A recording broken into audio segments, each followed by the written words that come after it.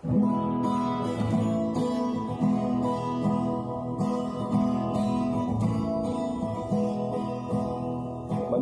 makinig, matuto.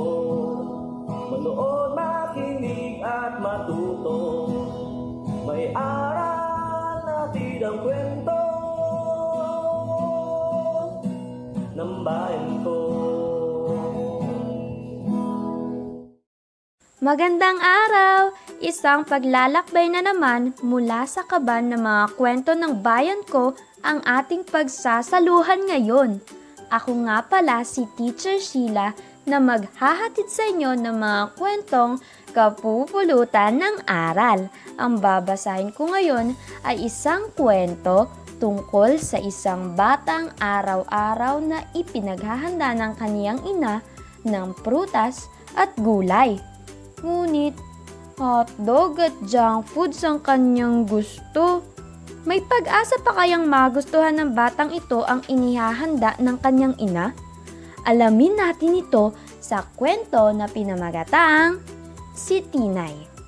Isinulat ito ni April Joy Baral Cespeñe at iginuhit naman ni R.J. Jimenea Alvarado na kapwa mula sa Division of Iloilo City. Binigyang buhay naman ito sa anyo ng audiobook narration ng inyong lingkod, Teacher Sheila, mula sa Division of Occidental Mindoro.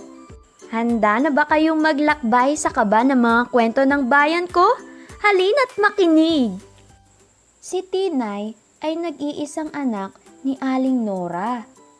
Araw-araw siyang ipinaghahanda ni Aling Nora ng prutas at gulay. Ngunit, hotdog at junk foods ang kanyang gustong kainin.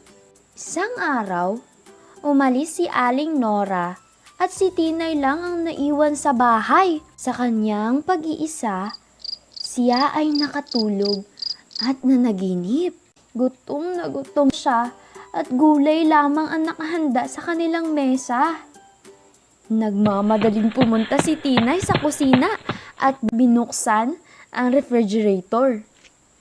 Nagulat siya nang tumalon ang mga gulay at nagsalita. Tinay, gutom ka na, di ba? Kainin mo na kami, sabi ni Okra. Parati na lang junk foods ang kinakain mo, dagdag ni Kalabasa. Ipikit mo lang ang iyong mga mata at ibuka ang iyong bibig, wika ni Talong. Sa sobrang gutom ay ipinikit na lamang ni Tinay ang kanyang mga mata. Isa-isang pumasok ang mga gulay sa nakabuka niyang bibig. Ang sasarap niya naman pala. Pero teka, bakit parang luminaw ang aking mga mata? At parang lalo pa akong lumakas? Pagulat na sabi ni Tinay.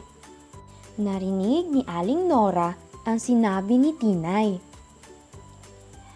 Anak, iyan ang mangyayari kapag masustansya ang iyong kinakain. Biglang nagising si Tinay at sinabi sa kararating niyang nanay. Nay, simula ngayon kakain na po ako ng gulay para lalo po akong gumanda at lumakas. Dito nagtatapos ang ating kwento. Sana nagustuhan nyo. Hanggang sa muli. Paalam! Ang kaban ng mga kwento ng bayan ko ay mula sa amin ng Bureau of Learning Resources at ng mga Learning Resources Management Section ng Kagawaran ng Edukasyon. Manood, makinig, at matuto.